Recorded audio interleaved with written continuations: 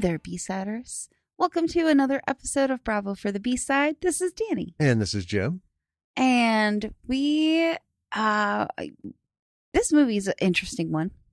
It is. There's a little story behind it. Yeah. We'll get to that in a minute. Yeah. What's new in our world? What's new in our world? Yeah. Well, big news for us.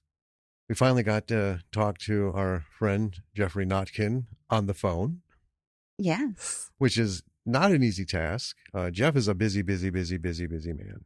Mm-hmm. We've done emails and stuff, and we're like, hey, we need to call Jeff today. And then next thing you know, it's like, oh, as we're getting ready for bed, nuts. Where'd the day go? Yeah. Lovely conversation. Yeah. Lovely conversation. Looking forward to, being able to pull that together again, because he's just an amazing man. Wonderful. I do want to address something. Okay. I mentioned it in the last episode, but this nonsense on people slamming Bella Ramsey for Last of Us. Oh, like it's her fault she's the main character of the show? No, they're just, she doesn't look anything like the cartoon. It is sickening. And, I would like to think nobody who does that shit listens to this show, but if you do, you should absolutely be fucking ashamed of yourself. Yeah. I mean, hardcore. That's like literally from the bottom of my heart. I hope you are fucking ashamed, because you should be. And if you know anybody who's like that, shame them. Because this is wrong. This is wrong. Ridiculing her looks, ridiculing her build, all this stuff, Yeah. And all I envision are the stereotypes, these fucking man boys, right? Living in their fucking parents' basement, jacking off to fucking video games. Yeah. Useless. I mean, unfortunately they're smart enough to work a fucking social media account. Most of them are, yeah. And that saddens me too. I think it's just a fucking shame. I think it's a shame.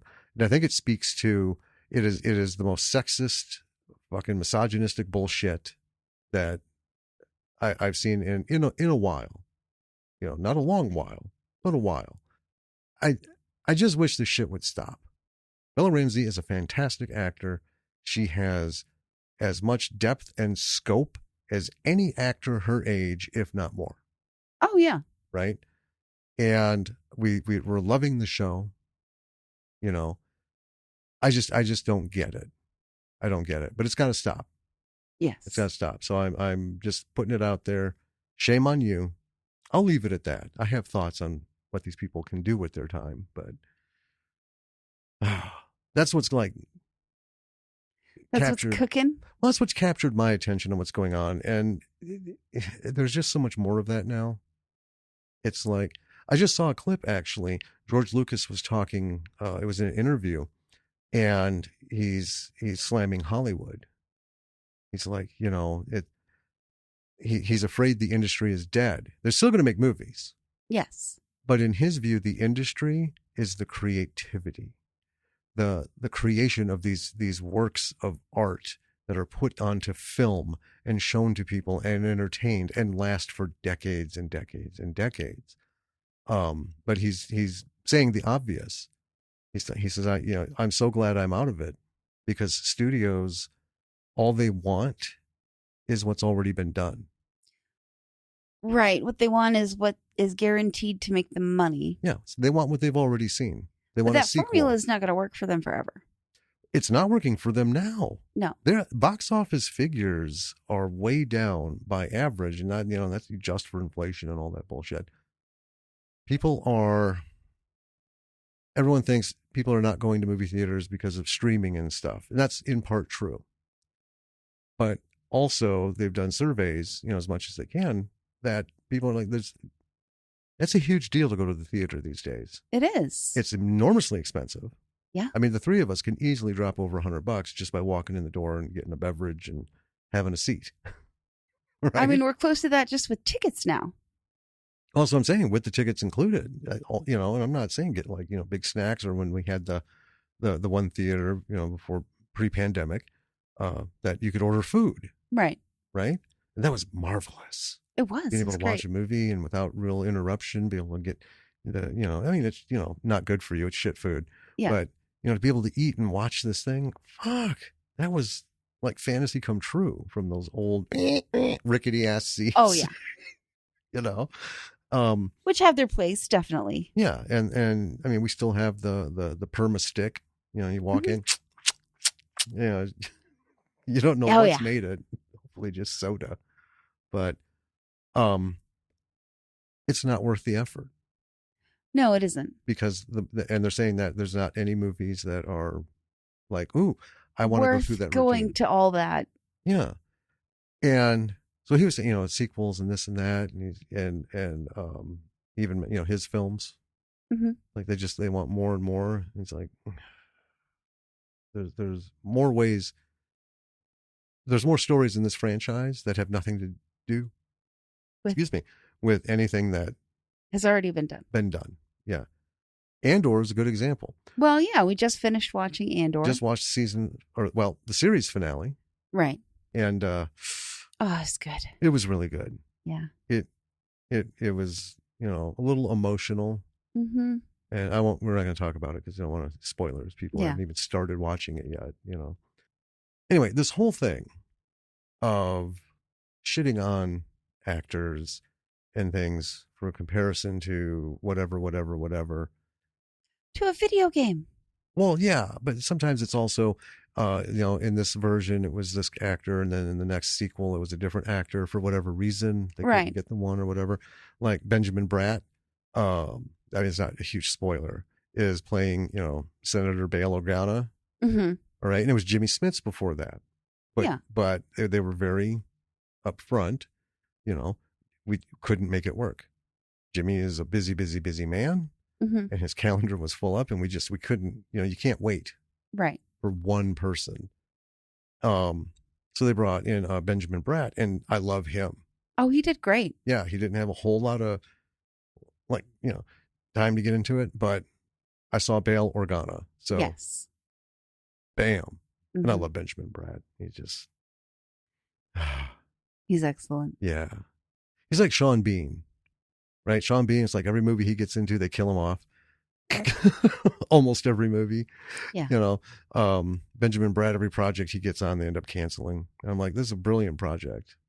But, Sci-Fi Channel canceled Farscape so they could air WWE. Yeah, well, of course. Why not? So there we go. Other than that, no real industry news. Kittens. We got more kittens. Oh, yes. Both of the younger ferals got pregnant. Mm-hmm. Both of the newer females. One, Benny, had her kittens, almost coming up on a week. Yeah. And I don't know if we talked about Benny before, but Benny lost her eye early on. She is a mean little bitch. She's a scrappy little girl. Oh, hell yeah. Love that little girl. Mm-hmm. We found the kittens. There's 3 of them. An orange, a calico, and a gray. Mm-hmm. Look to be doing okay. And we're going to give them a little time. Bring them in. The other little girl, Eggnog, she's going to be popping any day soon. Well, she was missing today. No, I just saw her. Oh, you did? That growling we heard wasn't Omelet. It was Benny and Omelet. It was Benny and Nog. Okay. So, and before you say anything, catching these animals is a thing. It's tough. Because even when we were trying to catch raccoons, we always kept catching Omelet. Because that poor little motherfucker just cannot resist food. He's like every cartoon character, food oriented, from Wimpy, from Popeye, all the way on up. Yeah. And not once, not twice, not 3 times, not 4 times, but 5 times in a row that one time. Yeah. And he'll run off, and then he'll just come back. He'll go right back in. He will immediately. Yeah. Oh, there's food. Almost like that never happened. Yeah. Goldfish memory. He's adorable, but damn. It's difficult to catch other cats when he's occupying the trap all the time. And some of these cats are, you're just not going to. They're know. crafty. Yeah. And then we have Stinky, who had to have had her kittens. Mm-hmm. She vanished for a little while. She hasn't come back. So I don't know if and she it will. has been at least a month. Yeah, it's been a good while. She should be out with the kittens, Mm-hmm. like Faye was, which is how we got the group we got now. And she was out with them before Mm-hmm. the last group that she had. So, who knows? She might just be hiding out. And she might. She could be remembering, last time I brought my kids up there, you fuckers Took them in front of her. And we gave 3 away and 3 to the Humane Society. Yeah. So we'll see what's going on with these little ones. So, it's always exciting. Mm-hmm. Doing their thing, keeping the area clean. Oh, yeah. Yeah. I'm excited to discuss this film tonight, but I want to tease a little bit. Oh. The next film that we're going to cover mm-hmm. is one from one of our friends across the pond that's been released. We've talked about it a lot. I think we're going to cover Primal Games. Well, we are. Yeah. We're going to cover Primal Games. And this will hopefully motivate me to get everything set up so we can get David on immediately after. Yes. And talk about the journey. The journey of this movie, the script, is to me more interesting than the film at this point. Yeah, there's a book about it. So yeah, I would really like to, go through that with him. Yeah. And yeah. Anyway. All right. Do you want to tell us about this movie? If I could put my glasses on, I would be happy to. Should we talk about this movie first? The briefly. Okay. We put this movie on just to watch something. With sometimes when we put something on just to watch it, we're like, well, we might cover it if it's something we want to talk about. And we put this movie on just to watch something. Yeah. And afterwards, we were both like, maybe we should find another movie to talk about. But then, time went on, with us being unable to record or unable to take notes on another film. So we watched this one a second time, took notes on it, mm-hmm. and here we are. Well, we didn't. We just didn't have the time to pick one. Mm-hmm. Because folks, like I said, we have this list, but so many of them we can't get to. Yeah. Since after we put them on the list, and it's like, we got to spend time going through, or just blind looking, right? Yeah. Because sometimes, I'm still trying to find a period of time where we just do a whole run of these super no budget, I know, jobs that I love so much. They're just so hard to find, and it takes hours, literally, to find one that's like, And they're harder and harder to find. Yeah. As it turns out. Yeah. And we won't get into that. That's like a whole episode we could talk about with our fellow filmmaking friends. It is. On this. How do we find this stuff? Yeah, this particular situation. So anyway, yeah, we're like, well, let's just do that. And I don't want to say anything about it right now, but there's some things I want to talk about after. I have feelings. Well, it's not so much feeling. It's just the front end of it. Sure. That was funny. But anyway, all right. So we are watching talking about Welcome to Willits. It is from 2016. Director is Trevor Ryan. The writer is Tim Ryan. Starring Bill Sage, Chris Zilka, Anastasia Baronova, Rory Culkin, and should have had the soundboard hooked up. Dolph Lundgren. Yes. No official rating. We did get a budget, so it's estimated, and I love this estimate, $464,770. Estimated. And we're going to talk about that number too. So here we go. Deep in the Northern California woods, in the heart of the notorious Emerald Triangle, lies a remote cabin The residents struggle to fight off the repeated attacks and abductions by mysterious creatures that have plagued them for years. When a local pot farmer is caught up with a wayward group of campers, the situation quickly escalates into total carnage. This is a misleading logline. We're going to talk about that. Okay. That's what I want to talk about. Misleading. Going to take us in? It begins. It begins. With an old-style scroll of the dangers of all these newfangled drugs. And it's like an old TV we're kind of watching this on the screen. Yeah. And then there's like classic 50s shows. A lot of them are drug-related. Yeah, they had Reefer Madness. Mm-hmm. That was the scroll. Yes. Was from Reefer Madness. Well, some of them were drug-related. They also had Night of the Living Dead. Yeah. And I think everyone does that because it's free. Yeah. I mean, there were some like alien movies, and it was... And then we see this clip from what looks like a cheesy fake cop show, and it's got Dolph Lundgren in it. Yes. And then more 50s clips, and then we just see this guy's eyes, and we're no longer in the TV now. It's just, now we're in the film proper, I guess. This guy's eyes, there's red light, trippy visuals. He's bloody. There are like body parts, and he's in this, I call it a blood cave. Yeah, I mean, it was messy. Or a flesh cave. Yeah. I think I used those two interchangeable throughout the film. And then there's some like demonish looking alien thing. Mm-hmm. And he wakes up. Yeah. And there's this woman waking him up. She seems sweet, if not a little simple.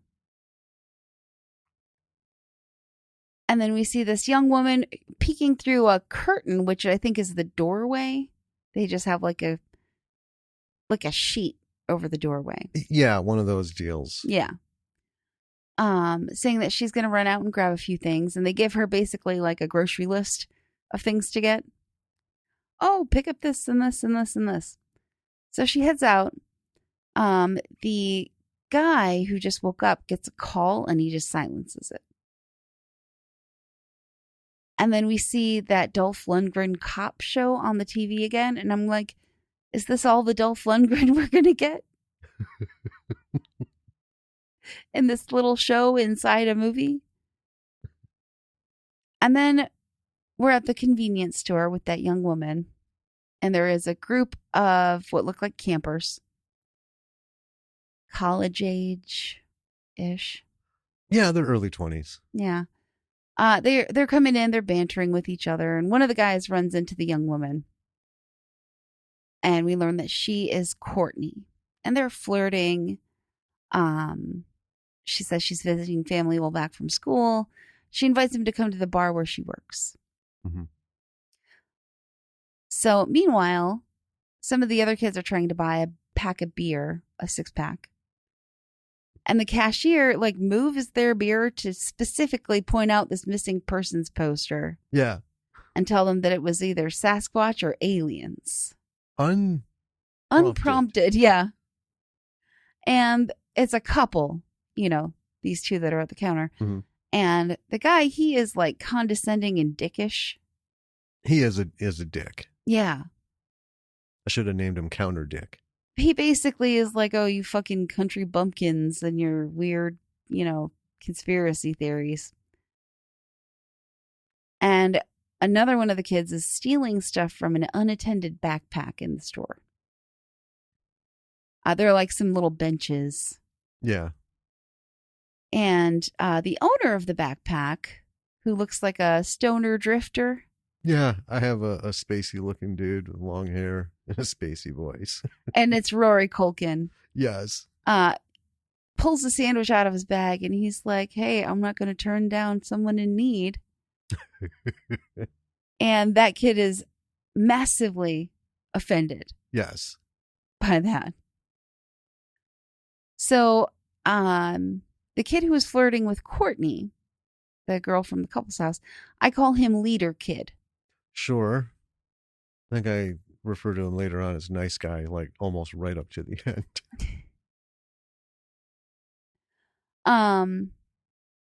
So this leader kid, he comes and diffuses the situation, and to make things right with the stoner drifter, he offers him a ride. So we're back at the couple's house. And I say house loosely. I had like I wrote a small cabin-like house. Mm-hmm. It's really weird. It's like some sort of amalgamation of like a mobile home and a shanty. Yeah. And like part of a like add-on. Just it's a weird structure. Weird. So the guy is talking to some weed plants in a big garden. And he starts hearing coyote things, like coyote noises. And then he's got either this like rock or mirror, and he's doing this weird thing with it that I don't fully understand. Oh, yeah. It's just him being him. And then he is yelling at the woman, who I guess is his wife, for not keeping the generator on. Well, no. Or the woodcutter? Yeah, he's doing the wood splitter, and the generator goes out. Right. And he's yelling at her because she's got to be like on top of it. Is it full of gas and this and that? And yeah. And their interactions are just so funny. It's sort of like, God damn it, Peggy, I told you. That kind of situation. Yep. And Courtney asks why the guy is so uptight. I guess they're her aunt and uncle. Yeah. And Peggy, the wife, is cagey about it, but then asks Courtney, like, oh, do you remember when Brock got locked up? It was a lie. He was abducted by aliens, basically. Yeah. Remember we told everyone that Brock was locked up for robbery? And he was actually abducted by aliens. Mm-hmm. And I wrote mine now myself. I would have chosen any other kind of story. I know. To cover up that absence. But if robbery in jail was their go-to, power to them. Yes. And she's like, and Courtney's like, what? Where did they take him? And she's like, I don't know, some other dimension, maybe another planet.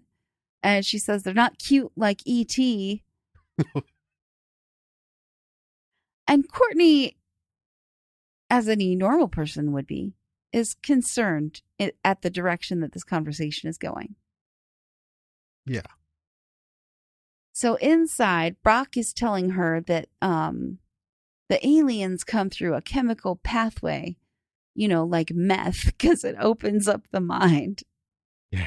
Courtney's listening and kind of rolling her eyes. And he says, that's how the beings get in. And he's like, I ain't no scientist, but I know what I see.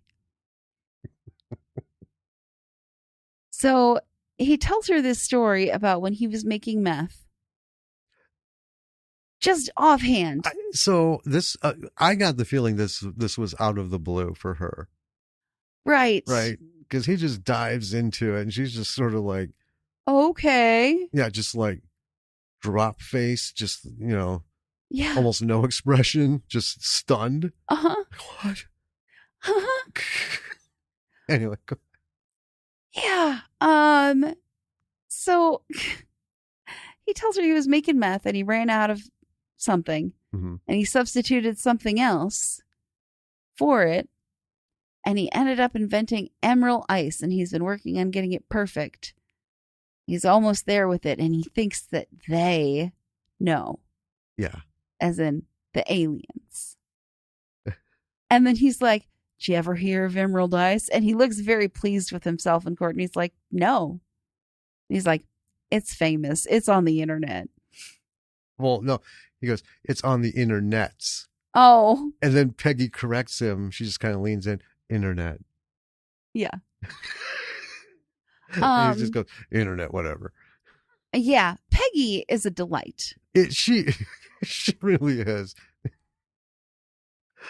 This trope, it took me a little while to recognize the trope because they did it so well. But the trope is she comes off as really stupid, right? Mm-hmm. And he treats her like she's really stupid, but she's almost always right about what she's saying. Yeah. And every time he beats her down about being stupid, like, like, I'm smarter, blah, blah, blah. And she's like, oh, of course, you know better, Yeah. She knows how to play up to him. Oh, yeah. But yeah, every time he berates her for it, she's like, oh, of course, I'm sorry. So yeah, he's like, you should look it up, Emerald Ice. And I was just like, wow. So then we cut to the young people and the space cadet. They're lost. They're looking for some sort of hot springs, and it's night, and they're driving on a forest road. So this is supposed to be in Sequoia National Park. Mm-hmm. So they stop the car. The driver gets out to look around. They find a sign that threatens against trespassing. And there's like a little discussion. One of the guys like, that's like 30 years old. Don't worry about it. Da, da, da. So off they go into the woods. And then we come back to Brock.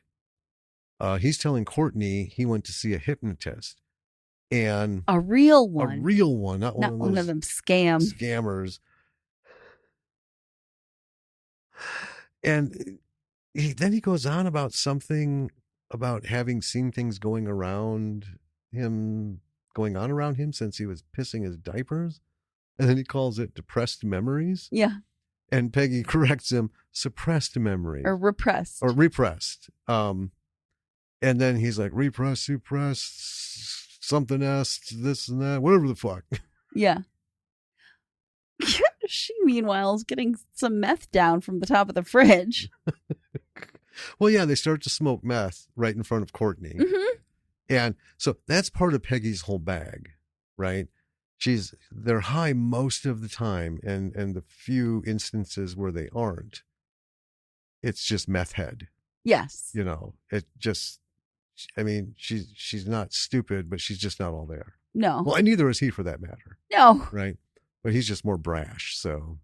Yeah, he's just louder. Yeah, that's pretty much it. So then we cut back to the group of young people. The space cadet dude is named Possum. And he's talking to this girl. There was this whole thing. He's trying to say her name. Uh-huh. He's like, well, what's your name? And and I thought she said Beth. Yeah. Like Beth. And she's like, Bash. I don't know what the fuck she was saying, actually. Bash. But I'm going to call her Bash. But it didn't sound like just Bash. Right. Like I can fucking say just Bash. Yeah. What she was doing was just inexcusable. Right? So, and it's just this whole back and forth. And it reminded me of Brooklyn Nine-Nine. Oh, sure. Milios. No, Milios. I feel like I'm saying it correctly.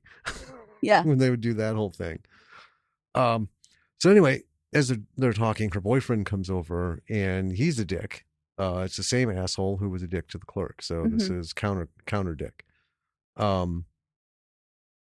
Besh is telling them about the clerk and the Sasquatch thing, and aliens. Mm-hmm. Right now, as they're all looking at her like she just got hit with a brick, Possum is on board. Yeah, he's like, yeah, he's into it, and but then he's just like kind of takes his own little speech. He's going on about money, power, pockets, knowledge, and Lucifer. It's a whole thing, like in quick succession. Yeah. One of the other young dudes reveals that he stole liquor from the store. Thief boy. Yeah, thief boy. Is that what you call him? Yeah. I love it. Driver says he's going to go off and find the hot springs, and then he challenges people to go with him, and nobody bites. So off he goes.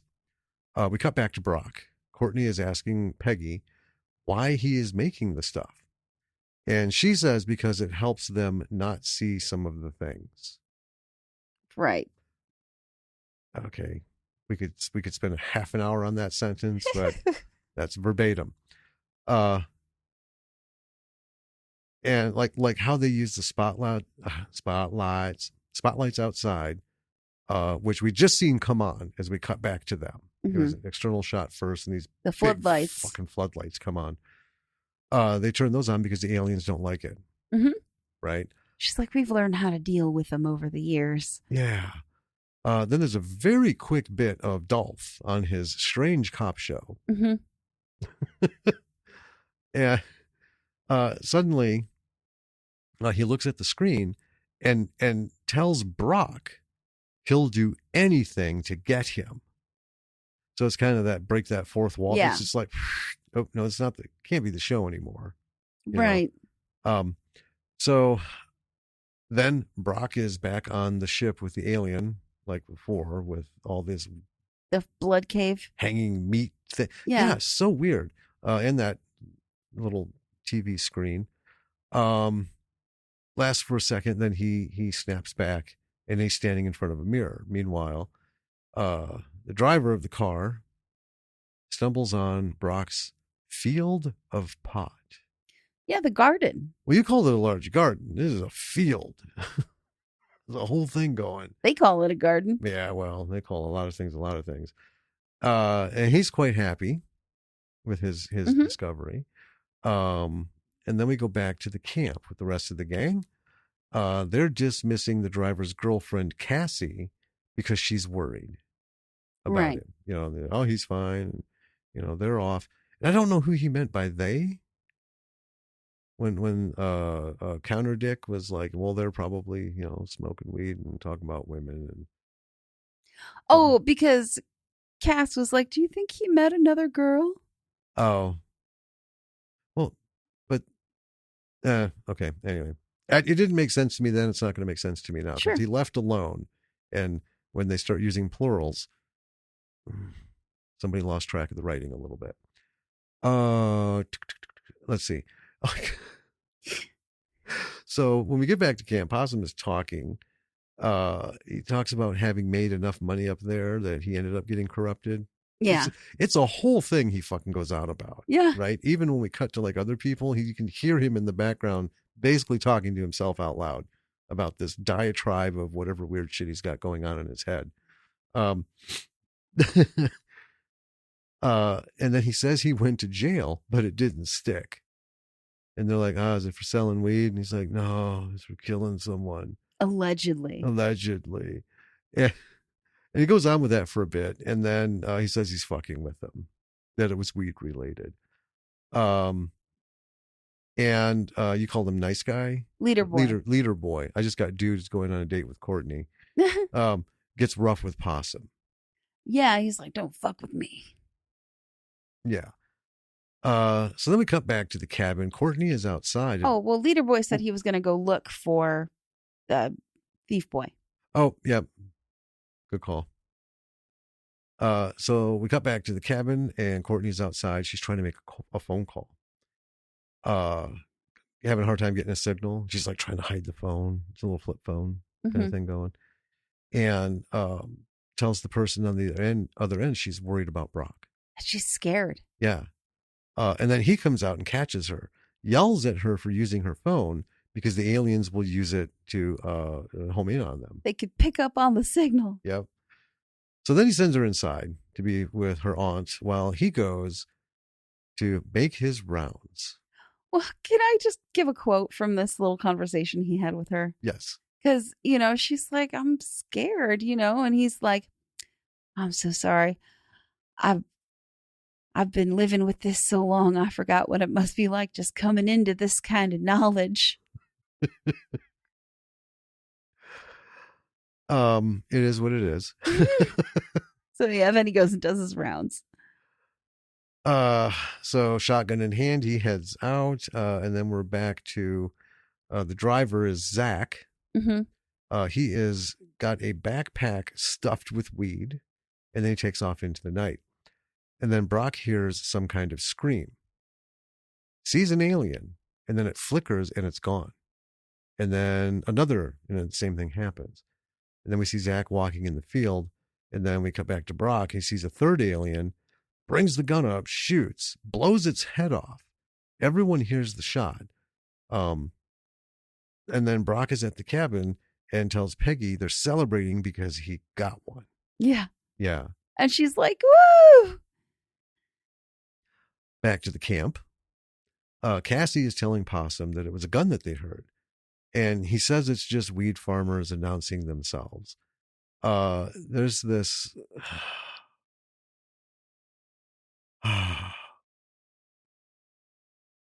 There's this whole thing. Let's just pause a second.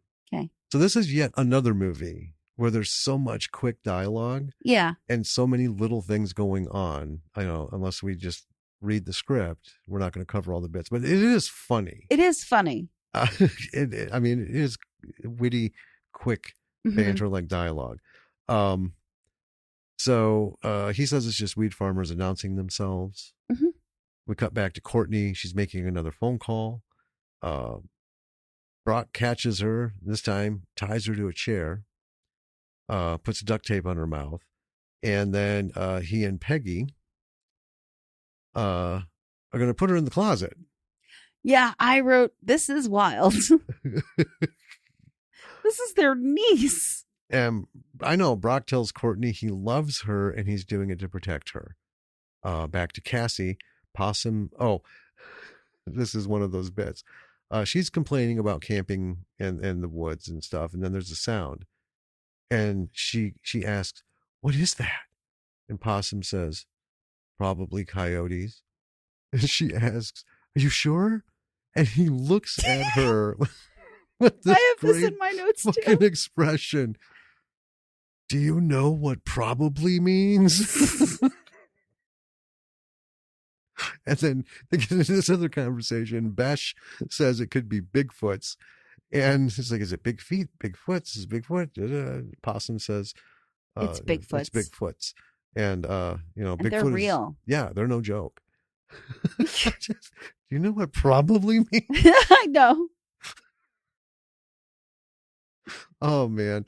So, not only is Bigfoot not a joke, but nor are all the sightings by his friends, right. UFO sightings. And aliens. Yeah. So Cassie's bitching about missing her apartment and not being able to watch the Mindy Project. I know. I wrote in response to that, why do these kids go camping if they hate camping? All of them. Well, they were supposed to find hot springs. Sure. I think they were, I don't know, they had all their camping gear. So yeah. I don't know. So anyway, Possum feels like he's jiving with the group. So he pulls out this big fucking bag of Emerald Ice. And he's locally made. Fresh, local. And then, calls it Emerald Ice. Cassie says, well, it looks white. And Possum explains to her in his very labored but smooth way that it's called Emerald Ice because they're in the Emerald Triangle. Right. And God bless Possum. I know. And it's like, he's like, this is the most obvious thing in the world. I know. And again, see, we can make all these references. Reminds me of Silicon Valley when Richard and Big Head are on the boat over the lost phone. Sure. Like, Jesus, Richard, am I actually ahead of you on this one? Yes. Oh, man. Yeah, no one else partakes of the Emerald Ice, even though he offers it up to everyone. Right. So then we're back to Brock and Peggy who are talking, and she's like, I just don't feel right keeping her in the closet. Courtney is watching them from a hole in this closet door, a big one. Yeah. Weirdly big. Yeah. And Brock is just starting to go nuts. And he's like, well, we'll let her out in the morning. Worst case scenario, she's a little pissed. I'll buy her breakfast. An apology will fix it. And then they smoke some more of their super meth. Yep. The generator goes down and they have another little tiff between them about keeping the generator filled. So Peggy goes to fix it. She's like, I'll get it. She goes to fix it. And while she is gone, nothing else is powered on in the house, but the TV comes on. Right. And it's the Dolph Lundgren cop show again. And pretty shortly after that, Auntie comes in just freaking out. Like Peggy comes in freaking out, saying, I've never seen so many out there. Yeah. Like she fought through a bunch of them or something. Yeah, like a horde. Yeah. So the kids hear a noise, and then Possum just runs off, saying he's going to figure out what it is. And he sees an alien in the woods and he starts talking to it like he's trying to cajole a, like a bear cub or something to him. And he comes back to the group and he's like, I saw a gray. And he explains they're the most common aliens. And then he starts on the History Channel alien show stuff. It's an awesome conversation. It is. Because he's arguing primarily with Counter Dick. Yes. Who's like, oh, the History Channel? I'm going to college. So back at the cabin, Brock and Peggy have been boarding up the place. And they're setting up bear traps. And they're in the middle of like getting all this done. She's got her arms loaded with bear traps. Mm-hmm. He has one in his hand. He suddenly shoves that one into her hands and goes, I have an idea, and walks off. And she's like, okay. Poor Peggy. She's just a leaf on the wind, you know? She's just going with it. And then we're back to the group, and Possum is spouting some more alien stuff. And then says that he's going to go find Zach, who they called Mr. Slickness. Or he called himself that. Are you all right? I'm laughing about what's coming. He then turns around, pulls a live opossum, as in the small furry creature, North America's only marsupial, out of his bag. And it's wearing a little jacket. A matching vest. Yes. No. And up till now, there has been no talk of this little possum. There has been no hint, no reference, no anything. In fact, the dude was in his fucking backpack. I know. Rifling through shit. And when he, Possum pulled out the sandwich and was like, da, da, da. Yeah. There was no animal in there. Where did this fucking thing come from? And he sets it down and he says, watch this. Yes. And then he walks away. And the kids will just turn and stare at the little possum. Yeah, they're like, because that was the thing. I'm like, is this something that I'm glad we watched this twice because I knew that was coming. Yeah. And I wanted to be sure I didn't miss anything the first time, did I? Where, was there any mention of this fucking possum? And you're like, no, none. I'm like, good. That I don't feel like I fucked up somewhere. But I was also wondering, is it just him? He just did this emerald ice shit, right? But no. Is it not really a possum? Yeah, is he just like think he's pulling a possum out? And then he's like, watch this. Yeah, but no, they're all staring at it like, what the fuck just happened? Uh-huh. And it's just moving around, you know, getting comfy. With its little vest. I know. That was just so out of the blue. Oh, God. I know. It's a little vest that matches Possum's vest. It's adorable.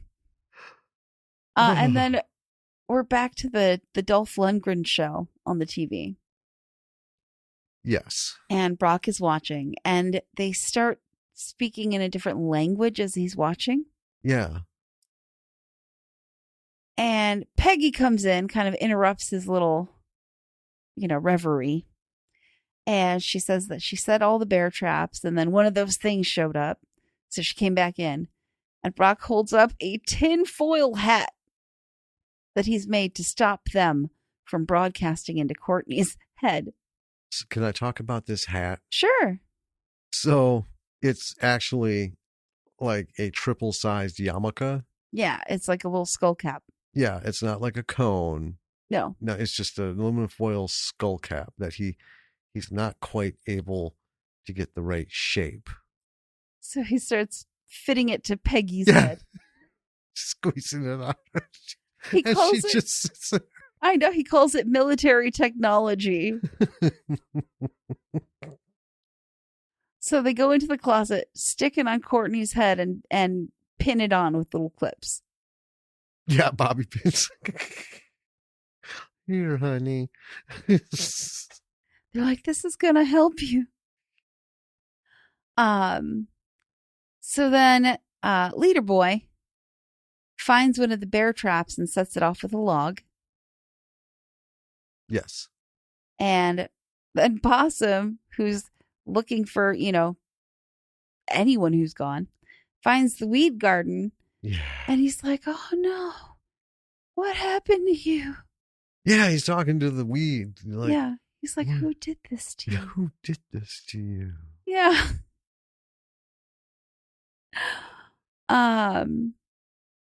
And Leader Boy finds Zach's corpse. The headless body. Yeah.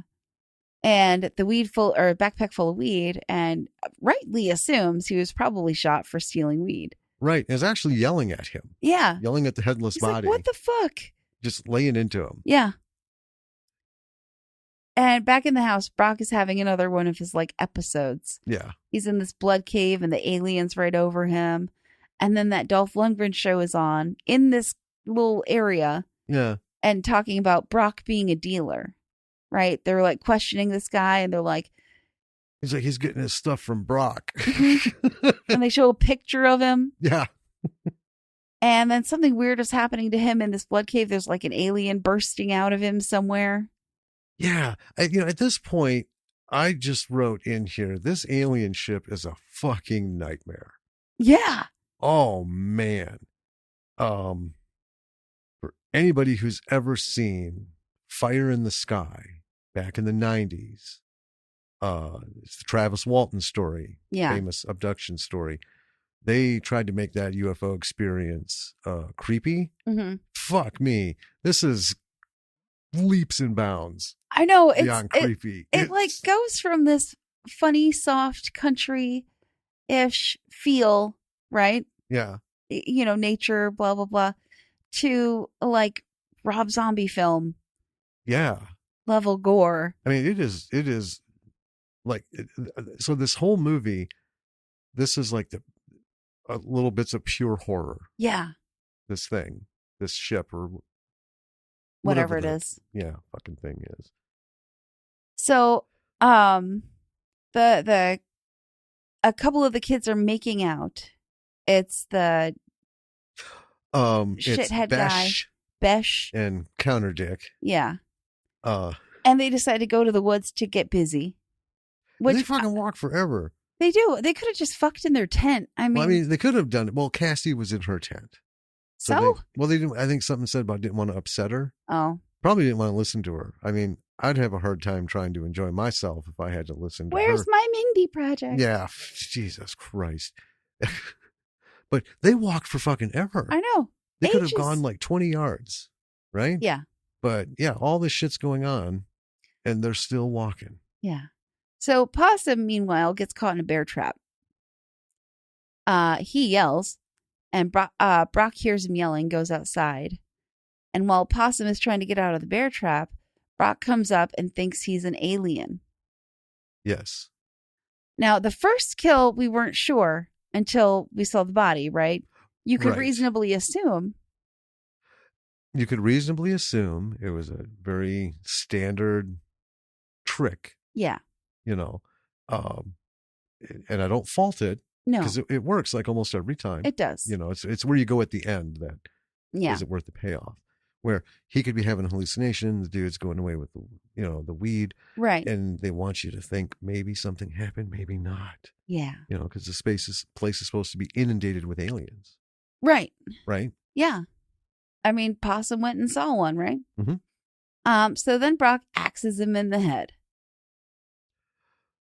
Yeah.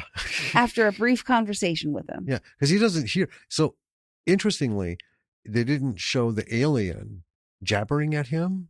Right. They showed the alien saying nothing, but then they would show Possum's face, right? And he's like, "Oh man, you don't need to do this. Come on."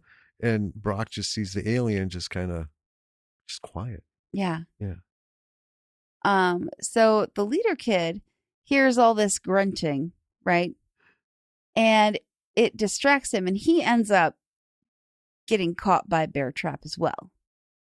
But he hides his yell, and Brock doesn't seem to notice because he's real busy cutting off Possum's head. Yeah. And then I just want to do this bit before I Please put do. it back over to you. Please do. Peggy inside sees him bringing in an alien head. Yes. Well, first of all, she just took a huge hit off of the meth pipe. She sure did. And he comes in. And he's like, it's proof. Get the freezer bags. Get the freezer bags. Courtney from the closet sees Possum's head. Yes. In a bag. Yeah. And she's like, oh, you know. And then Peggy sets up this dismembering station with bags, and she makes tape labels. I mean, she breaks out this little basket of scissors and tape and measuring things and stuff. And markers. And she makes little tape labels for the bags, sets it all up nicely on the counter, and she's like, should have been a kindergarten teacher. She's cute. She is cute. So then we cut to leader guy, who I've referred to as date dude by this point. So he's trying to wrap his leg wound. He's got his leg out of the trap. And then we get back to Brock and Peggy. They're hauling in an alien body. The floor is covered in plastic. Yeah. Right? They have a system. They do this regularly. Apparently.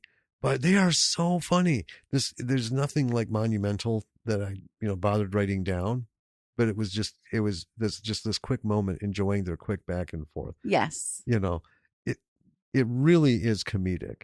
And then we cut to the counter dick and Besh. Sees Trump through the woods, find a place to bone. Brock is cutting up the alien body. Peggy looks like she's going to puke. And then she does. And then runs off and does. Right there. Uh-huh. Brock goes back to cutting. Counter Dick and Besh find the weed field. How come none of these kids have run into each other in this fucking weed garden that they all find? Because it's not a garden, it's a field. It's big. It's big. Plus they took Possum's body. Yeah. And I don't know. I guess Zach was somewhere further in on the side when I don't know. His head blown off. So Brock goes back to cutting. They find a place to. They find the field and they're like, "This is it. This is a sign. This is where we should fuck." Basically. Mm-hmm. So at this point, we cut back to the camp. Cassie opens her tent and there's nobody around. Yes. So she's pissed. Leader guy is hopping through the woods. Cassie puts on a flashing headlamp and heads out. She's an idiot. She's just, you know what she is? She's the one in the movie where I'm saying, I hope this bitch fucking dies soon. And at the beginning, I hope she goes first. Right. Right. That's generally how it happens when I feel moved. And, I think most famously for the show, that was with Redwood Massacre. Right. Oh, I hope this bitch dies first. Oh, this bitch dies. She better not be the one who lives. Yeah. So anyway, Cassie puts on this flashing headlamp, so she doesn't know how to keep it on. Counter Dick and Besh are fucking. He starts howling like just a stupid total douche tool, right? Brock and Peggy hear it. Mm-hmm. So of course they have to go after the sound. No surprise, they find two aliens fucking. Yep. I just want to pause because I'm not going to remember a lot of this little shit. We're going to talk about bigger aspects, but that was a lot of practical makeup work. It was. For 2.25 seconds on screen. Yeah. I mean, kudos, man, because even the most mundane practical makeup, costume, because it was a whole thing. Yeah. That's a lot of fucking work. It is. Yeah. And it was not a lot of airtime for that because what do you think happens? Kaboom. Besh is splattered. On top of Counter Dick. Yeah. Counter Dick is pleading for his life, but Brock hears nothing. Leader Dude is still hobbling through the woods. Cassie is walking in the woods, bitching endlessly. I wrote Cassie is bitching the whole way through. Leader dude makes it back to camp, but no one's there. And then we're to Brock and Peggy. They're pulling bodies back home when they see a light. Brock says it's a scout. You know where this is going, right? Yeah. At this point, you just know. Leader guy makes it back to their car that they abandoned on the road. Right. There's no keys. Brock finds Cassie, says, "Welcome to Willits," and then shoots her. That was just like very unceremonious. And Peggy goes, "They're not all going to fit in the freezer, Brock. My parents are coming over." Yes, what am I going to do? Got another one to deal with. It's not all going to fit in the freezer. My parents are coming. What am I supposed to do with these? And they're arguing about them coming. Yeah. It's so detached from the situation. It's delightful. That is, I'm just spoiler. It's one of the things we're going to talk about. The art of all of this is the beauty and precision in which they made these two completely detached from the movie.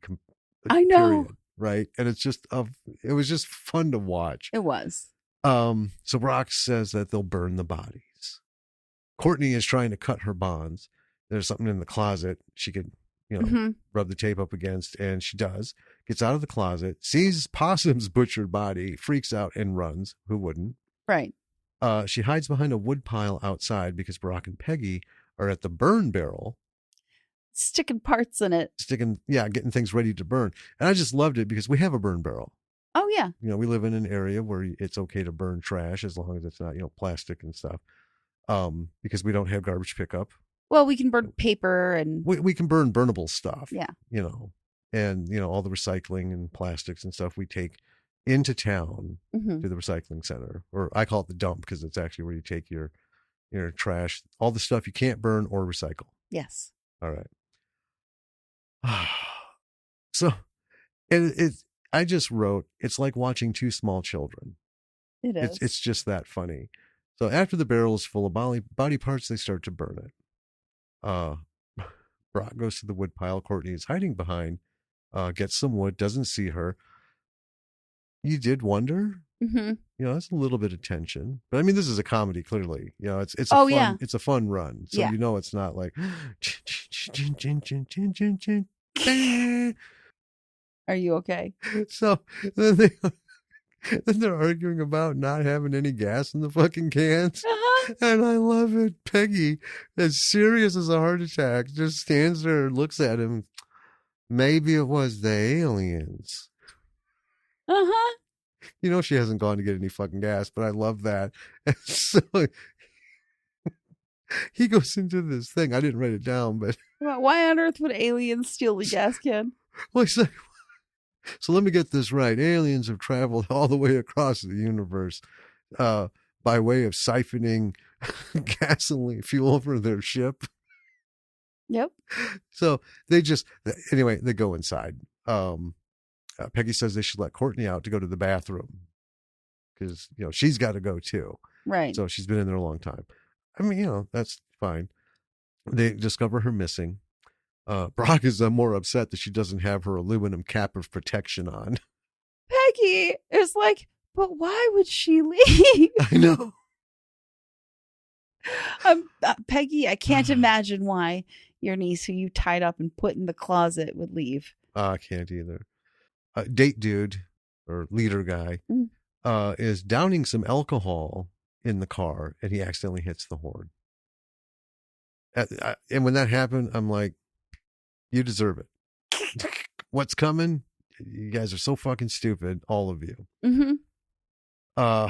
So he gets out and goes on the other side of the car and gets on the ground. And then we know it's Courtney coming because we see her red boots walking. So anyway, she offers to drive off. That's when he informs her that there's no keys for the car. She asks what he's doing there, or what they've been doing there. And this is odd. It's an actual conversation, kind of like, so, hey, what are you doing here? Right. Kind of thing. I'm like, he's fucking hemorrhaging. You just saw a pothead get butchered. And they're having this weird flirty conversation. Yeah. So he says they're trying to find the hot springs and stuff. She says, oh, they're just right over there. Yeah. And then we cut back to Brock and Peggy. They're smoking more meth, of course. He tells Peggy they need to go get what was once Courtney. No. He's convinced that she's been taken over. Yeah. So Courtney wraps Joe's leg. They decide that they can try to take Brock's van. Keys hanging in the house. At the house, Peggy is trying to plug in a flip phone in the bedroom. She's off looking for something. Her Dale Earnhardt pepper spray. Yeah, well, she went off to do something. He didn't know this at first. So Brock yells, "What's taking her so long?" And she yells back, "I'm looking for my Dale Earnhardt pepper spray." Because they're going to go back outside. Yeah. So he comes in. She manages to hide the phone. Then they're out looking. They're trying to yell things to tempt Courtney to come out. I love this. Peggy yells she baked her some cookies and they stop. And Brock's like, who the hell bakes cookies at a time like this? And Peggy, as if she's like scolding a child, I do. Yeah. Just I bake them all the time. I've got a batch going at the house right now. And then we cut to the house and there's a mixer with cookie dough dripping off them. Yeah. And some globs on the counter and a half pan of cookie dough globs. Uh-huh. Like she got halfway through making cookies and then smoked some more meth. And it's funny. We ran out of time with this bullshit. I know. Through the week. Well, no, I put a note in here I was going to pull a clip of this response. But we just didn't. Make them all the time. Oh God, she is so much. This could be about her. I know. Oh, she's man. my favorite. So then, Courtney and Joe hear Brock yelling from the pot field because they're going back and forth. So they head to the house. Brock and Peggy are walking, and then her phone goes off. Peggy's phone, the one she hid from him. And then he goes into an episode. His eyes flitter and stuff. And then we get more Dolph Lundgren, more alien ship. But this time, when he looks over, he sees Peggy on the ship doing things to him. Yeah. And then he snaps back to reality, such as it is at this point, and he turns to Peggy. She sprays him with pepper spray and runs because he's bitching at her, like, you're doing working it all with the them. time. And she's trying to get the phone to work. And this is... She trips, falls forward, gets up, and there's a giant fucking piece of glass sticking in her eye on the right side. Like a la the Family Guy episode. Yeah, but this didn't actually like puncture the eye. It looks like it went in next to the nose because that thing is bulging on the other side of the glass. Yeah. But it is in deep. Oh my God. I looked at it. I'm like, oh, this poor woman. Peggy. Never mind the fucking kids. Right? Peggy. Oh, Peggy. So, and then she just yanks it out. Oh. Yeah. That is hardcore. So we're back to Courtney and Leader Dude. She's going in to get the keys. And they're behind a wood pile or just off the edge of the... Well, and he sees the body parts. Yeah. But I love this. Just out of nowhere, he says, just in case. And he gives her a big kiss. Oh, yeah. I wrote that. I wrote, really? What the fuck? I know. Well, I mean, they had this cash conversation just not too long ago. About how her family killed all his friends? Yeah. And how the hot springs are just right over there. Yeah. So, anyway... Courtney is inside. She hears Brock pulling Peggy back by her hair. And he's gone completely mental at this point. She's on the porch. That fucking eye is hanging out. And then he's having a rant thing. And he gets duct tape and like tapes it. I know. He's like, I can't even look at you. He tapes it over her eye and then over her mouth. And then eventually pulls it off her mouth. Mm-hmm. She ends up looking up at him and says, kill me. Just kill me. She turns over. And this is the shit has just gotten so real. And this got real. She turns over, places her mouth on the stair to be curb stomped. Yes. At which point he does. Yeah. To death. And so here's the thing. Because he does say, I love you or loved you, Yeah. and stomps her. Now, here's what I wrote. Now, for me, there's a gun right there. Nice and clean, Why does it have to be so brutal? right? But no, it went this way. Yeah. Courtney is there, like right in the door, and sees that and, can't help but shout. Brock catches her and tries to strangle her. And then she's out. Leader dude comes in. They fight. Leader dude gets stabbed. Quick, like abdominal stab. Mm-hmm. And then kind of anticlimactically, and we don't actually see it, he shoves Brock's head into the splitter and turns it on. Well, Courtney comes and helps, and between the two of them, they manage to get Brock's head in the wood splitter. Yeah, but we hear it, but we don't see it. And I actually felt, I will say, I felt cheated. A little bit. Because we've seen a lot of good stuff to this point. I mean, I wonder if they planned to show it, but it just didn't work out. Well, I thought about that too. After Yeah. the first time, I'm like, oh man, all this good shit going on, and you fucking buff that out. Yeah. But it may not have looked good. It may have not worked at all, whatever they were Mhm. trying to do. I mean, a million shit and things goes on, Yeah. but just, Jaws became world famous because of all the fucking shit that didn't work. Had the shark worked, would it have been as good of a movie? Who knows? Right. But anyway. So bye, Brock. So then they're in the van, just covered in blood. And leader dude says he'd still like to get that drink on Monday if she's still working. Courtney says she's going to call in sick. I mean, understandable. Sick. And then he says he still has a couple of minutes left of consciousness. Might as well not waste it.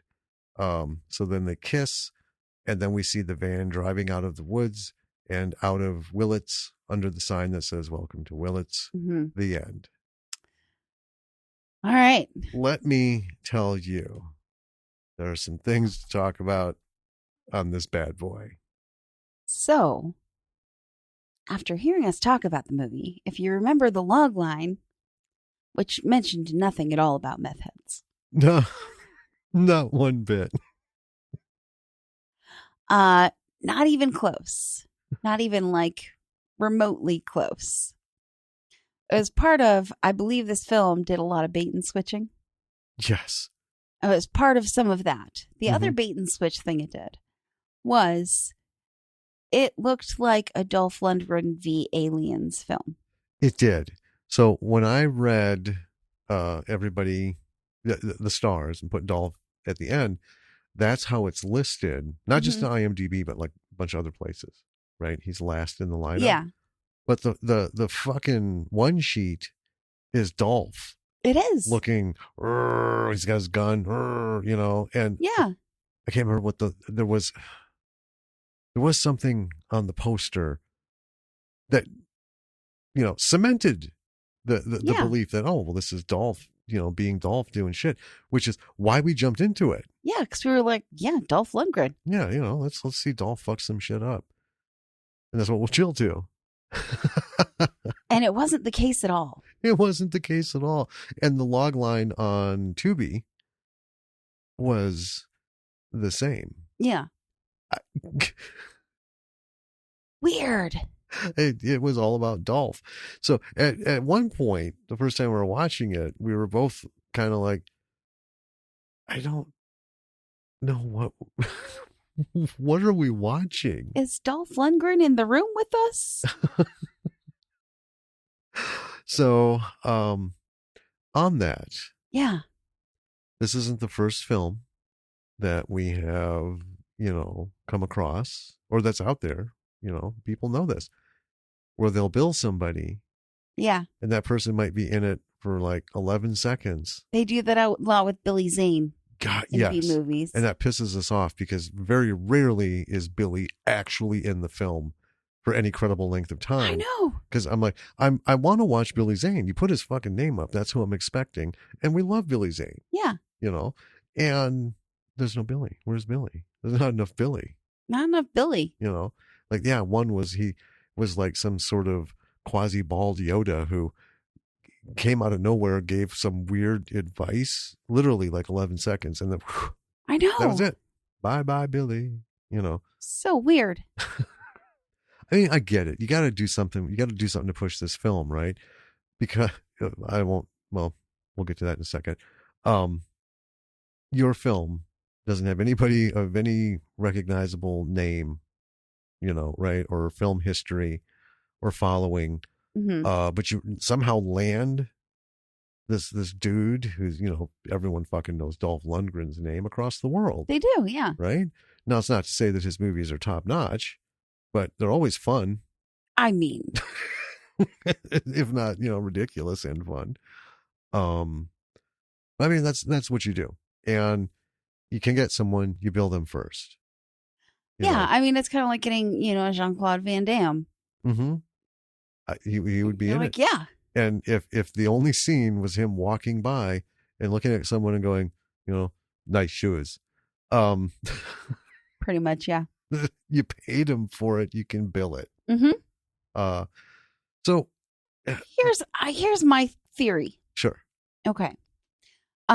This film started out as a short film that aired at South by Southwest, won a bunch of awards, and then got funding for a feature length.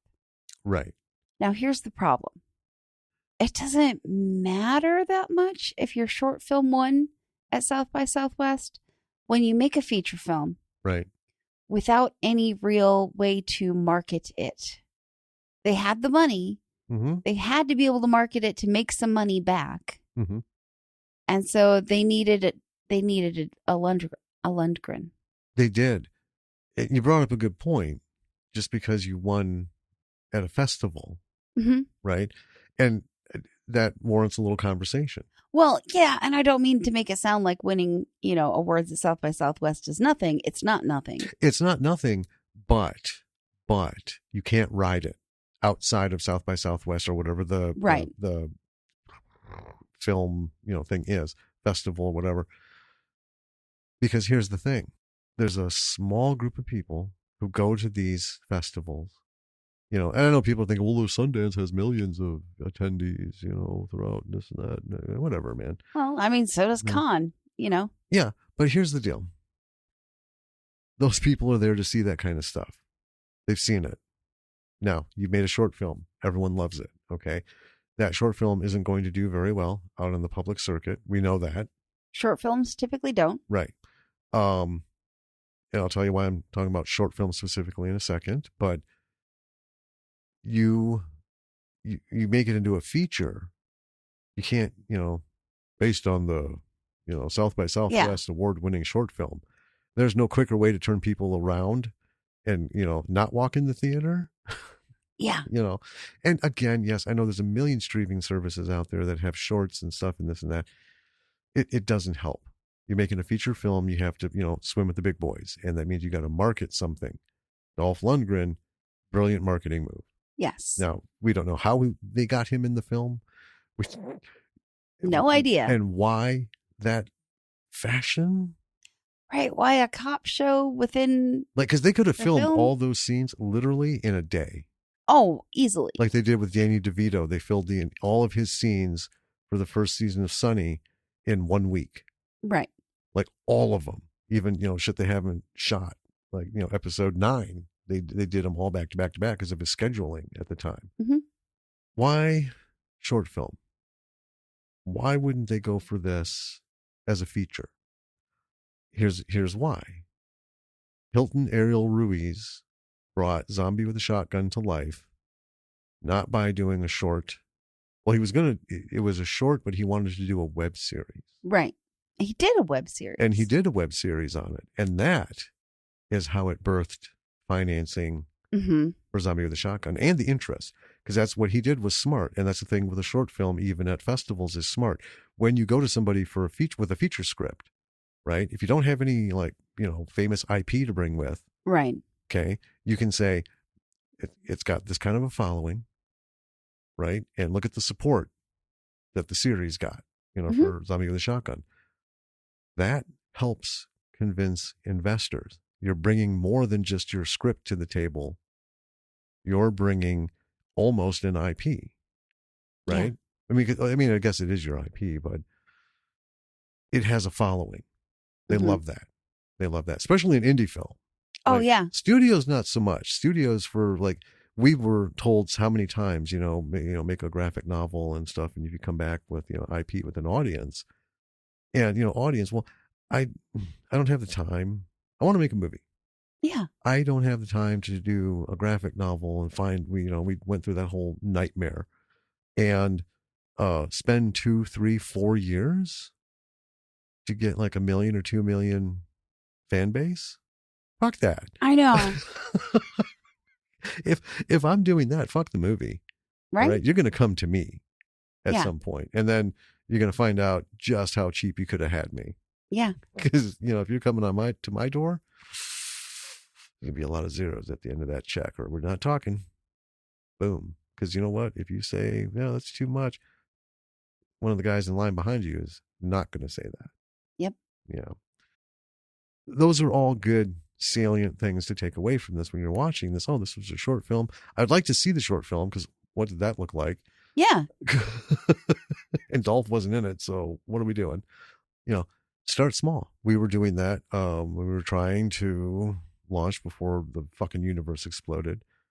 Truth in Stone as a short film, because that's how we wrote it. But we did start to adapt it into a feature length. Yeah, and because that was something we had been told would be a good idea. Yeah. Yeah.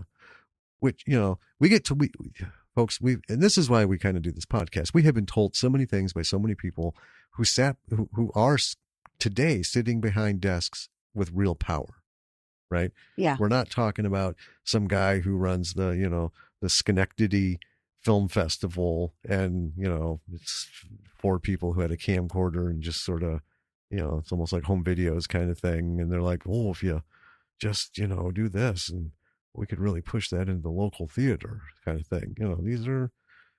These are conversations. These are studio executive, like creative finders, basically. Yeah. This is, and we've said it before, we've been invited to the party. We've been through the front door, but then we're just not we haven't gotten past that, like into the den. Yeah. Right. Where bam, it happens. We stood there looking in several times. And it's frustrating. But anyway, that's what they're looking for. They're looking for that kind of stuff. Now we're talking studios, the big studios with the big movies. Mm-hmm. Like George Lucas was saying, they're just, they're afraid. They want to just do what's been done. So you have little to no chance of making it there. Right. Right. Let's move on to the next thing. Okay. What's the next thing? This movie is so fucking stupid. It is so stupid. But in a good way. It's hilarious. It was so fun. It was. And we were talking, and I said, this movie is like all the comedic moments cut out of like Friday the 13th, Halloween, all those, all the slashers and stuff. Mm-hmm. All the comedy, campy shit packed in. Right? Yeah. Because they always have 2 or 3 of those scenes, especially in Friday the 13th. I mean, that's kind of its thing. It is. Where it's just, stupid and funny, or they try to be. Most of the time they miss. And then the shit kicks off. Right. Right. This thing was, I will call it adorable. It was adorable. That sounds weird to say. I know. Meth heads hallucinating aliens and killing real people. With lots of them, apparently. With a Dolph Lundgren cop show that had some sort of underlying thread to all the whole thing. I know, but it was schlock. Yeah. It was ode to schlock, the 50s, 60s. And when I say adorable, I'm not in any kind of like demeaning or stepping it down kind of thing. This movie was way more fun than I thought. Mm-hmm. Because we were supposed to be like fucking around on our phones or laptops and, like prepping for the we just wanted background stuff. And we ended up sucked into this fucking thing and got nothing done. No. Because it was just so much fun. Mm-hmm. And I think that is a huge compliment. I hope they take it as such, because I hope they, realize how fun it actually is. I hope other people do too. It's rare to find a movie like this that is this fun. and just so ridiculous. I mean, just ridiculous. Their conversation, Brock and Peggy, what the fuck? I mean, their dialogue was the best dialogue in the movie. Yes. Between Brock and Peggy. Mm-hmm.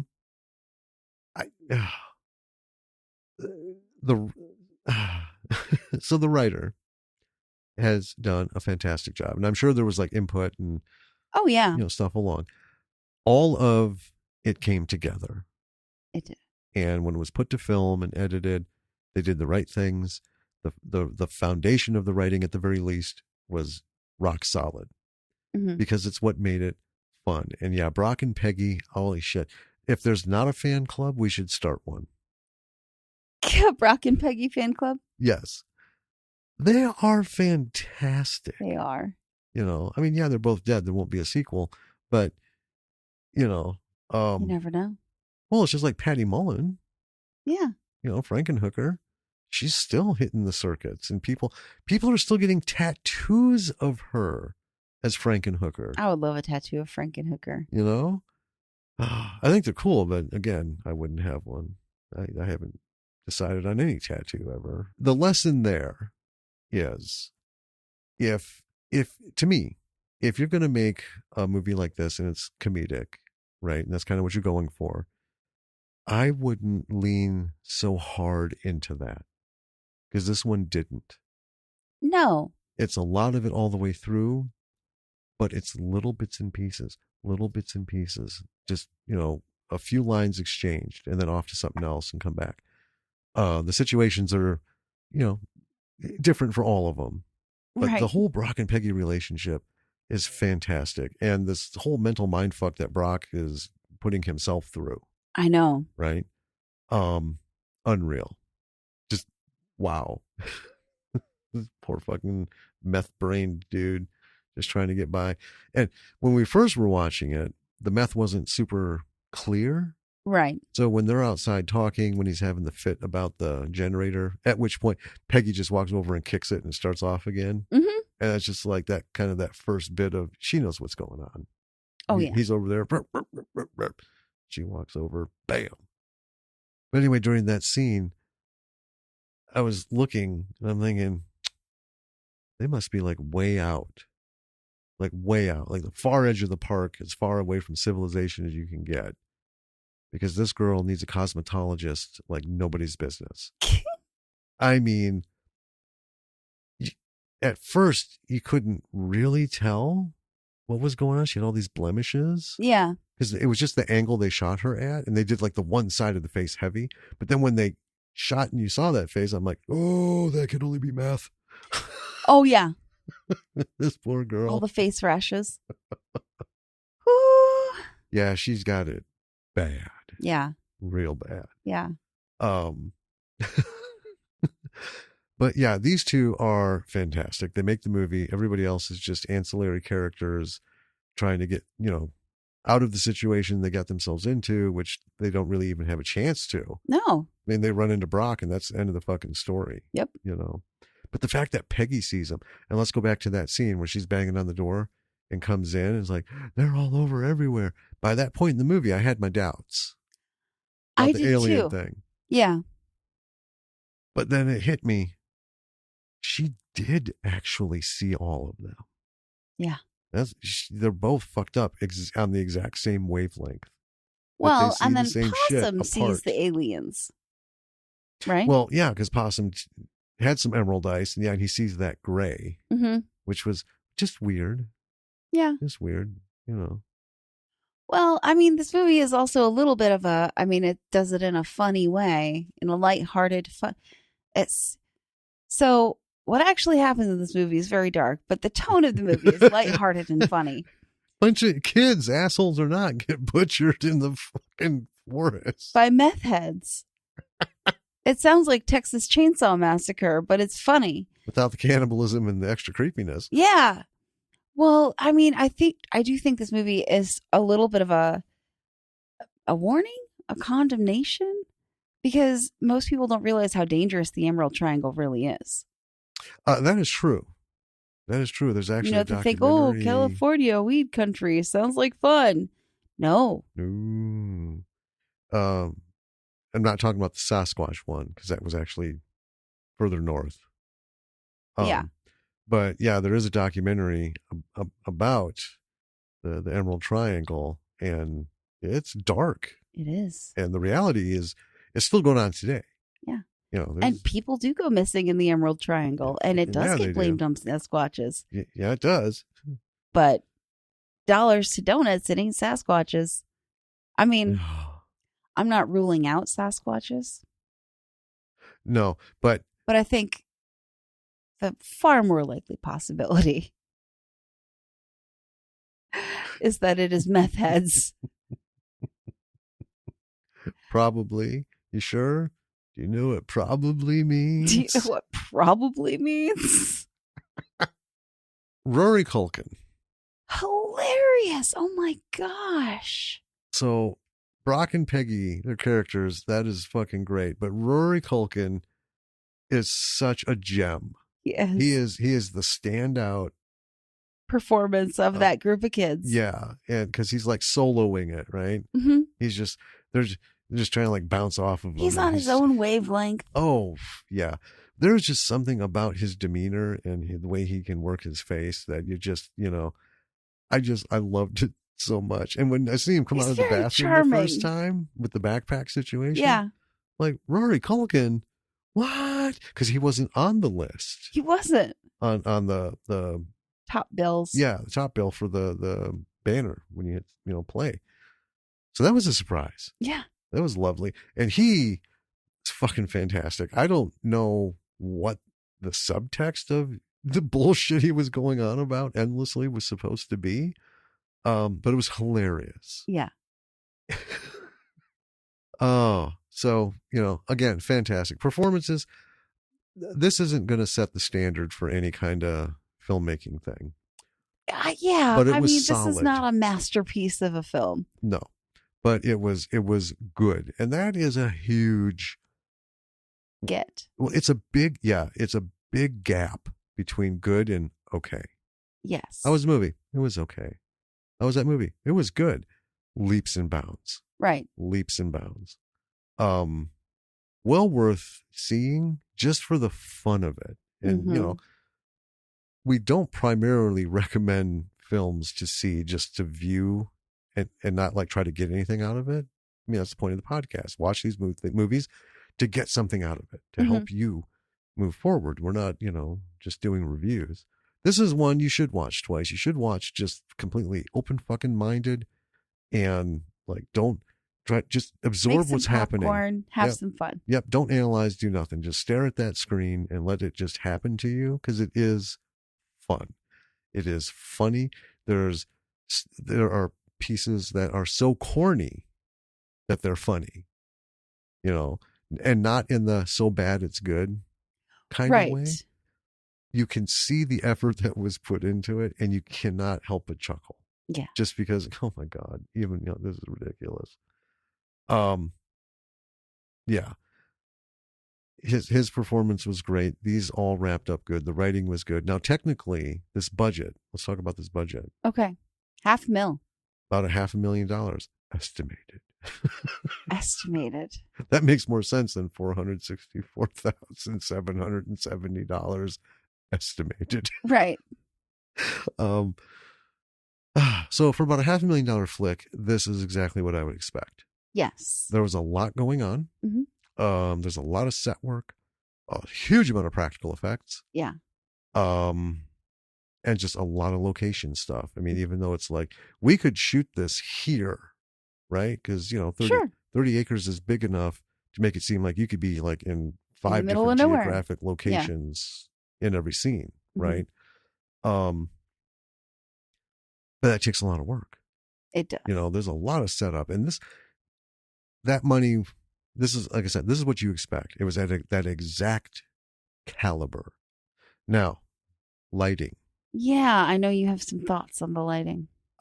So they do this thing, and this was very popular in the early 90s and somewhat in the 80s, mid to late 80s, where if you remember Creepshow, the first Creepshow movie.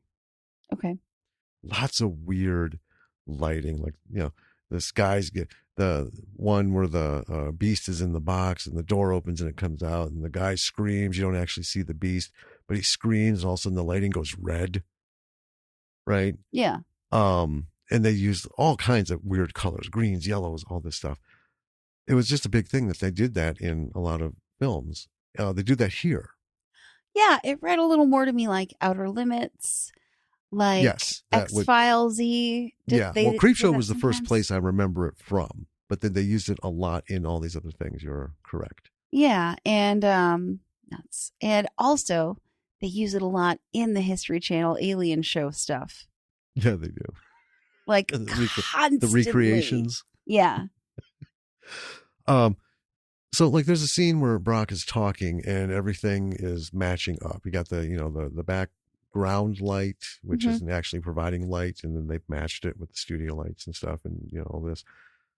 But then there's like a green spotlight on him, so that like from his ear, the back of his ear to the side of his cheekbone, from head, face down to the neck and shoulder, is this weird green color, and there is absolutely nothing around that you can connect it to, right? It's out of position lighting and a weird color, and they do it a couple different times. It's green, there's a blue one, there's even a red-ish one. I'm sitting here and I'm trying to figure out why. Not so much why, but do I like it or not? Sure, I get that. I mean, it was used enough to be familiar. It's definitely a choice. It is a choice, and it was a very popular thing. Mm-hmm. And this was done in 2016, so... I mean, maybe as an homage, right? I mean, it could be. I guess I feel, if I had to press myself for an answer now, I would say I liked it. In this kind of a film... It did help the mood. Yeah. Which was very rapid, from like dark, weird to funny. Right. Well, from the first time watching it, noticing the lighting, the second time through, as much as I could, I was trying to see, was there any, because they do this with that kind of lighting too. In a certain circumstance, in a situation, there would be that light. It's kind of like the whole Sixth Sense thing. Instead of lighting, they use the color red. Right. Right. So, figure it out. When he was having his weird flippy out shit moments, was there that lighting? There wasn't. I didn't notice any consistency. Right. I think it was just mood. Yeah, I think so. Moment. And I think I'm okay with that. I'm okay with that. If this was like like if David had done this in Redwood Massacre, would not have fit. No. The tone of the movie is completely different, number one. Yes. But also just the way he put it all together, this wouldn't have done well at all. No. I feel like they did a little bit of that lighting in Army of Darkness as well. Yes. Yeah. Yes. Not necessarily in Evil Dead or Evil Dead 2. You know what? Okay, here it is. You know what it reminds me of? What? Stage lighting. Yes. They do this on the stage all the time, because that's really, lighting is the only special effect you can do on a stage, unless you got loads of money. And a lot of times it doesn't help the play or the performance. So It's just the lighting. That's what it reminds me of, And it's funny because I'm finicky, just like I am with sound, music. Lighting is important. But on the same note, try and go for it. Right. Yeah. I mean, it works. It works. Took me a bit, and I feel good in my decision. Yeah. Try things out. Yeah. So yeah, lighting. Straight across the board, that stage lighting thing. I dig it, I guess. Yeah. Yeah. What do you got? That's all I got. That's all you got? That's it. I think that covers it. It's a good solid example of when you have $500,000, what you can do with it. It is. And it's a story of short film to feature film, got the funding, did the stuff, got it all worked out, marketed it well. Yes. And by the way, your short film, if you have been fortunate enough to go to one of these festivals, and I don't mean Telluride and Sundance, they're too big. But smaller festivals and stuff, you Yeah. can get that stuff in there. You have an Your idea. local festivals. Yep. You have an idea. Make a short film as best you can. Get it into these smaller, festivals and stuff. Get seen. Yeah. Because it can go in steps. You might get enough attention to get money to make a really good short film. Yeah. And that really good short film can get into some of these bigger places. And then you might get someone who wants to see a feature of this. Right? Yeah. Here's another thing you can do. This has become a thing. I don't know if there's a category for it at all festivals. Some of the smaller ones have it. Trailer. Oh, sure. Make a trailer for your idea. Mm-hmm. But if you're going to do that, get money. Get money. If you have to beg, borrow, and steal and bake, I don't know how many fucking cookies and brownies, you need to have trailer quality trailer. Yes. For that to work. And then from there, might get money for a short film. Bang, bang, bang, bang, bang, and so on. Bing, bang, boom. Yeah. Take the small steps. Yeah. Do it. You know what's not a small step? Go into our website. It's huge. It's huge for us. It's just right there. Bam. Leap for it. lordsofmisruleproductions.com. Everything's there. All the stuff. Takes you to the places that have links to other things. You get follow us on Instagram. We got our link tree to other stuff. Mm-hmm. We do have merch. We don't ever talk about it. We don't ever talk about I made it and then I just fucking forgot about it. Whoops. We had t-shirts at one point, but they were at another vendor. They weren't great. They didn't last long. Which is why we switched vendors. Yeah. But we still have the metal drink water bottle. Yeah. Which is cool. It is cool. Yeah. So, yeah. Yeah. Patreon links. Yep. Episodes. Our contact information. Everything you need to, engage with us. Engage all over the place. Engage. Take the links to our Patreons. Please consider becoming a patron. Again, we have one for the podcast, one for the production company. Don't care which, all goes to the same place. Please, we're starving. But, as it grows, they'll be used for different things. Yeah. Anyway, listen to all the things we do. Go back through our episodes, read the titles, check out the people we mentioned that we've had for interviews and guests and, everything. Go see their stuff. Go to our YouTube channel. And for the podcast, look at other people's channels. There's quite a few folks that I have on there, our friends. They got a lot of good stuff going. And next time on Bravo for the B-Side, we tackle our good friend David Ryan Keith's Primal Game. Yeah. We've mentioned it before. We'll close out with this. That thing came to us hot off of the computer. It did. The script. It had bad spelling errors, typos, like no, non-capitalized things, missing a period. But it was great. And it was a very touching thing because he asked, would you mind reading this and giving me notes? Yeah. And we got it. And I'm like, this is brand fucking new. Yeah. So we did. We had some, private discussion on it. David's a great guy. And this is the one where the script it's a storied trail. Yes. Left his possession, somehow came back, and all of a sudden here we are. But anyway, we'll talk about that more. Well. Yeah. Until next time. This is Jim. And this is Danny. Keep doing what you're doing, B-Siders. We'll talk to you later. Bye.